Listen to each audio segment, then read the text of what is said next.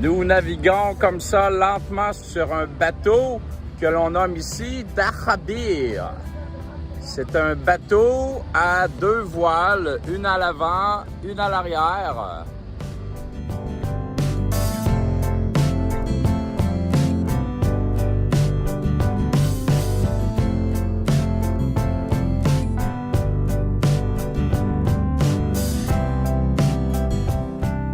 Le fleuve le Nil est un des plus longs au monde.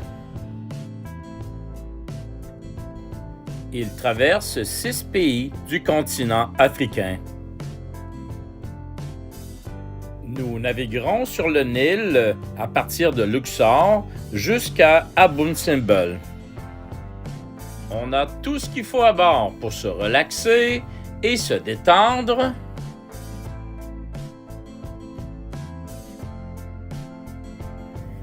Les 3 repas par jour sont inclus avec un service fantastique.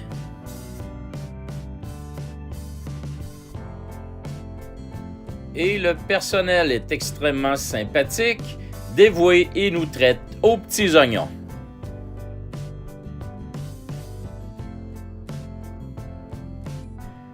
Nous demeurerons sur ce bateau 5 nuits en faisant des escales de tous les jours pour visiter des temples, des villages et d'autres activités locales.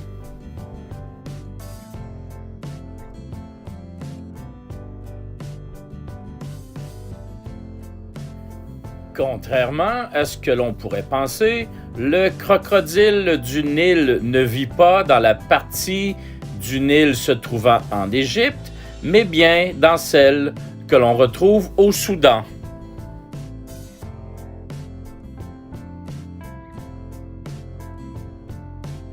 Nous nous dirigeons lentement vers les écluses pour passer à un niveau secondaire du Nil.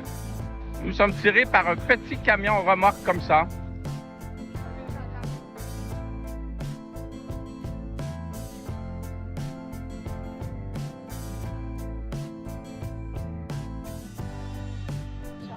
Sous l'œil attentif du capitaine.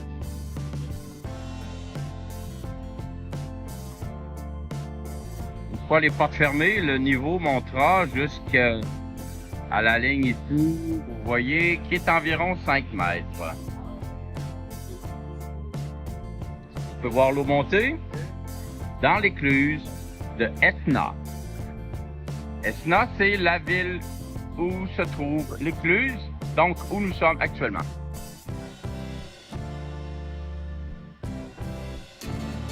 Et voilà, après 15 minutes, c'est reparti. On continue notre aventure sur le Nil.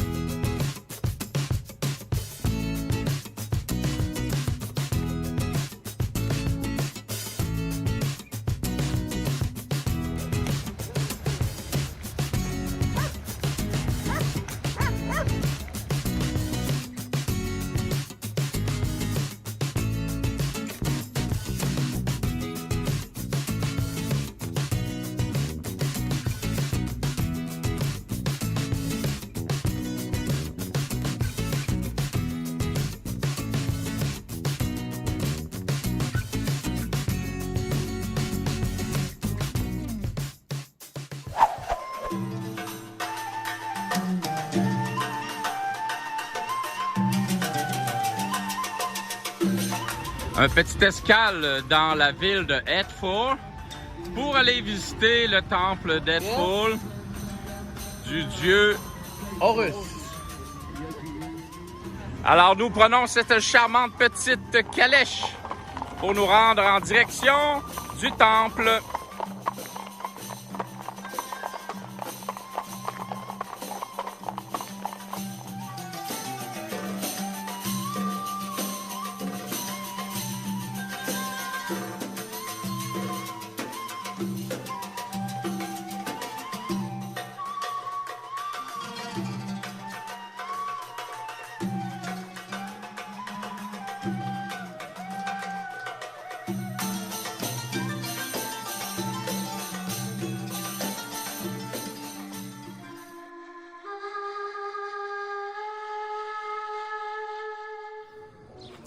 Après notre petite balade en calèche d'environ 10 minutes, nous voici rendus au temple d'Horus. Horus est le fils du dieu Osiris. Il est le dieu protecteur, particulièrement des pharaons, et protecteur également pour les offrandes que l'on fait aux dieux égyptiens. Ce gigantesque temple est le deuxième plus grand d'Égypte, après celui de Karnak.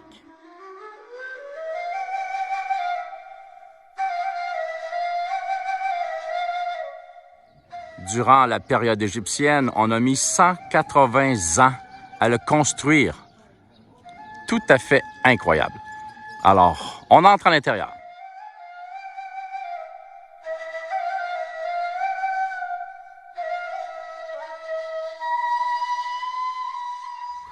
Ici, nous entrons dans la chambre où on fabriquait les parfums à base de fleurs de lotus et de fleurs variées, car les Égyptiens aimaient beaucoup le parfum.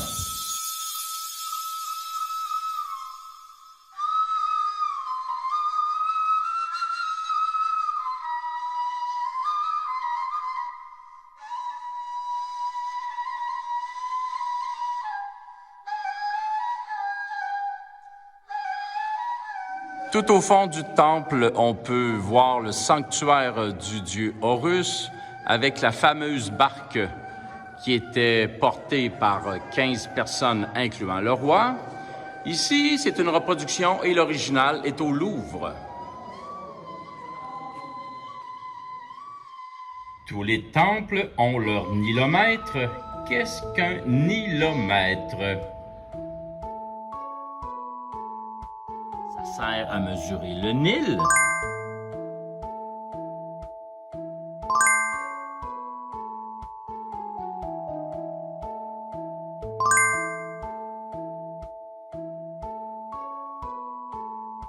Soit la hauteur du niveau d'eau du Nil dans le temple, et plus le niveau était haut, plus il y avait des impôts à payer, ce qui voulait dire que l'agriculture était bonne si le Nil était haut.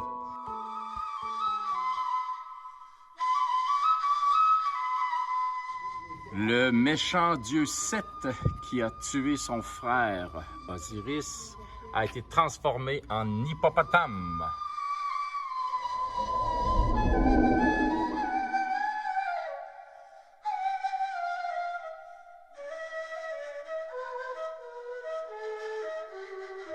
Le dieu Horus s'est également transformé en crocodile pour combattre son oncle qui a tué son père et le combattre alors qu'il était un hippopotame. Alors ici, Mohamed va nous expliquer les chiffres égyptiens. Regardez là, on voit les chiffres des personnes qui levaient la bras comme ça, c'est la présentation en millions. OK. Voilà. Après ça, ces chiffres représentent 100 000. 300 000, mais c'est ça, 10 000, 30 000, mais c'est ça, 1000, 3 000.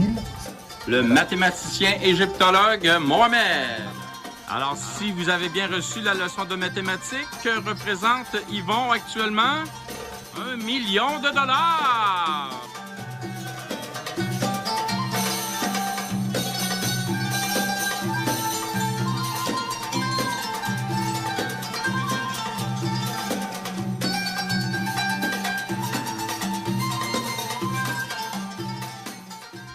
Notre croisière sur le Nil se poursuit et nous faisons quotidiennement des escales pour visiter des temples, une chapelle, un petit village.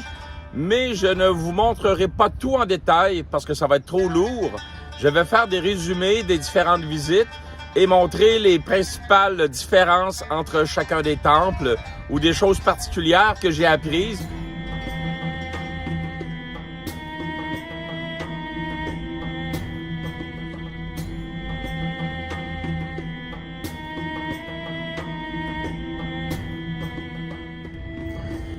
Un petit escale pour aller voir la chapelle du roi Hormed. Celui-ci, auparavant, était le chef de l'armée de Toutankhamon.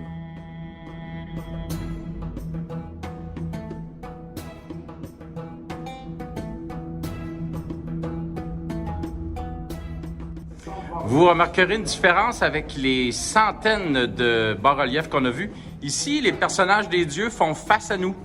Ils ne sont pas sur le côté comme on voit habituellement dans la tradition égyptienne. Et il y a seulement 2 temples que l'artiste représente les dieux et les personnages comme ça. Et le deuxième temple se trouve à notre dernière destination, à Sumbel.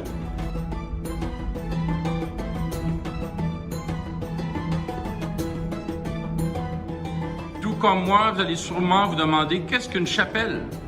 Une chapelle, c'est un petit temple, sans colonne, mais avec un sanctuaire et une table pour faire les offrandes, bien entendu, qu'on appelle autel, avec des représentations du roi ou du dieu. Ici, on peut voir le dieu de la fertilité, Amun-Med. C'est un peu le dieu du Viagra moderne. N'est-ce pas, Mohamed, c'est ça? C'est bien ça, c'est le dieu du Viagra? Non, c'est le dieu de fertilité, c'est pas le dieu du Viagra. Hein. Ah non, ok, bon, ben là, ok. Alors voici un mystère dans les mystères égyptiens. Qu'est-ce que ces personnages? Petit, grassouillet, avec une tête allongée. Le guide n'a pas vraiment d'explication. Donc voici ma théorie avec l'image qui suit, vous verrez. On peut voir ici la déesse Hathor qui allaite le roi Hormed. C'est cette même déesse que l'on voit ici sous forme de vache, parce que comme vous commencez à le savoir, elle avait 2 formes, humaine avec des petites oreilles ou tout simplement une vache. Juste à côté de la chapelle se trouve la carrière de pierre de sable pour les pierres utilisées pour faire la majorité des temples. Et cette carrière est d'une longueur d'environ 2 km.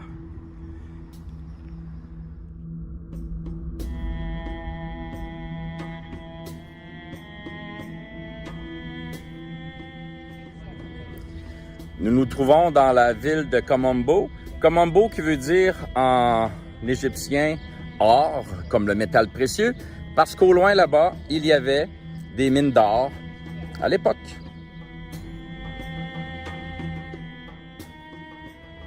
Aujourd'hui, c'est la journée crocodile. Nous commençons par visiter le temple du dieu Sobek, qui est le dieu des crocodiles, mais un dieu méchant, parce que les crocodiles ici sur le Nil, à l'époque, s'attaquaient aux gens et ils tentaient de vénérer ce dieu pour les protéger, mais ça fonctionnait pas. Et l'autre côté du temple, c'est le dieu du bien, Horus, qui tente de le combattre et pour en arriver à protéger la ville, qui n'est pas évidente, bien entendu, en raison des nombreux crocodiles à l'époque.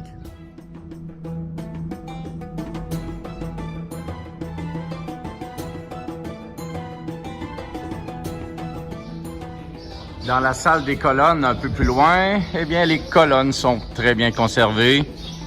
Toujours d'un côté pour le dieu crocodile et de l'autre côté pour le dieu faucon. Ici, on voit une des rares représentations d'une femme qui accouche de son petit bébé par le bas. C'est pas la position idéale, mais elle accouche comme ça.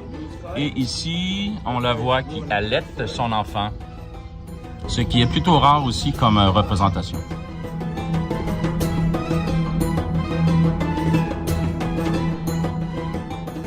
Comme vous pouvez voir, chaque pierre est entaillée, comme ça au centre, et au milieu, on venait y mettre un morceau de bois pour éviter qu'elle bouge de gauche à droite.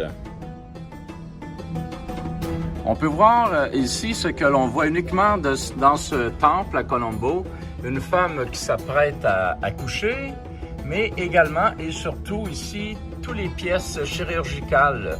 Il y a une éponge, il y a des fioles, il y a des forceps, il y a une balance pour les quantités de médicaments, il y a une scie tout en haut.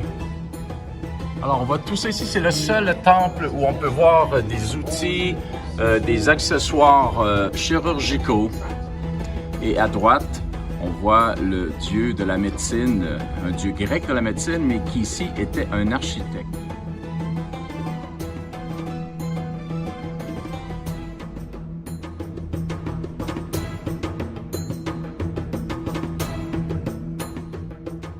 Alors ici, on peut voir un puits qui servait à apporter l'eau du Nil, qui est tout à côté, et qui permettait aussi aux crocodiles d'entrer dans le puits, non pas pour en faire un puits pour des offrandes ou des sacrifices, c'était uniquement pour garder sur place des crocodiles qui représentent le dieu pour lequel la moitié du temple a été construit.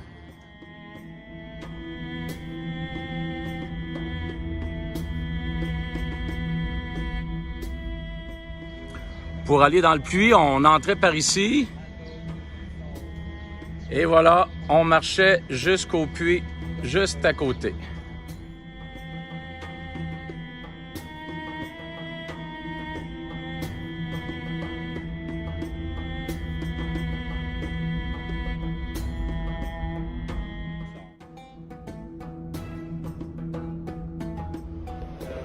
On peut voir ici une momie de crocodile placée sur un chariot de transport qui servait à faire une cérémonie dédiée à ce dieu que tout le monde craignait.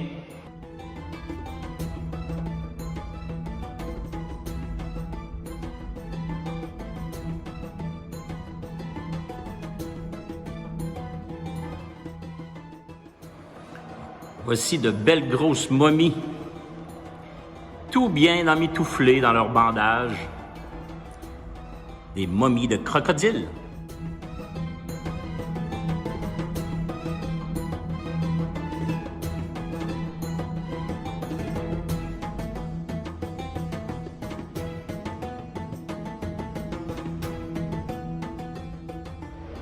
On peut voir ici un crocodile momifié dans son tombeau.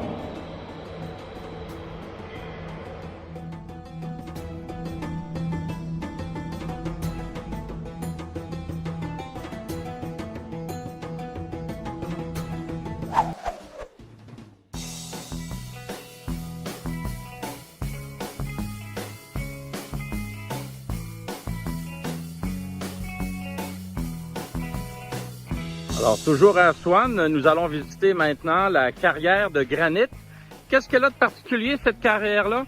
C'est qu'elle contient le plus gros obélisque, le plus long existant ici en Égypte, mais il est inachevé car il a cassé durant la construction.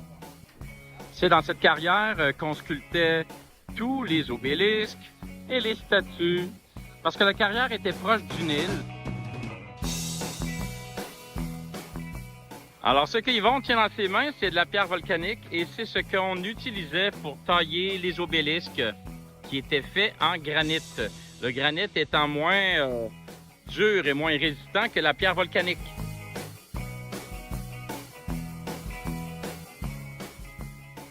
Il mesure 42 mètres et pèse 1680 tonnes.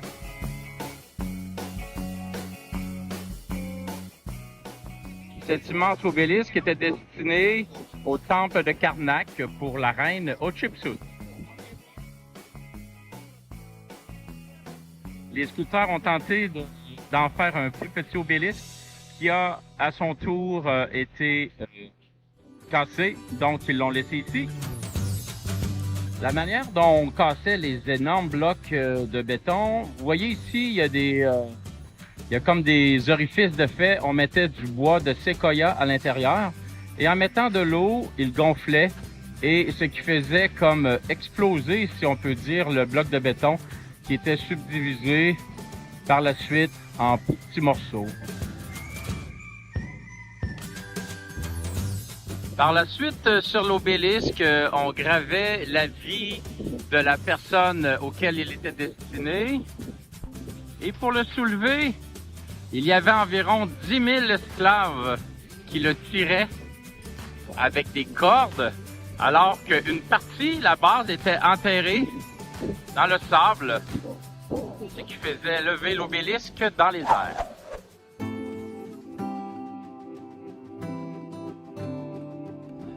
Un petit escale pour aller faire un tour dans un petit village typiquement égyptien, un village de pêcheurs. On marche comme ça dans les plantations de canne à sucre. Non, Yvon, il n'y a pas de rhum là-dedans, touche pas au canne à sucre. Ici en Égypte, malgré de nombreuses plantations de canne à sucre, on ne fait pas de rhum. On fait uniquement du sucre.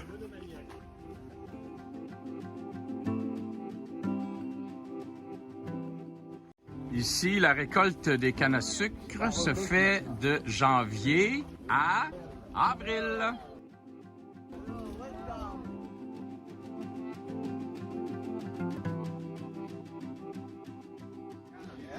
Les terrains ici sont tous irrigués comme ça par des rigoles qui partent le long du Nil. On retrouve également des arbres de mangue, des manguiers, et la récolte ici se fait au mois d'août, contrairement au Mexique où c'est le mois de mars.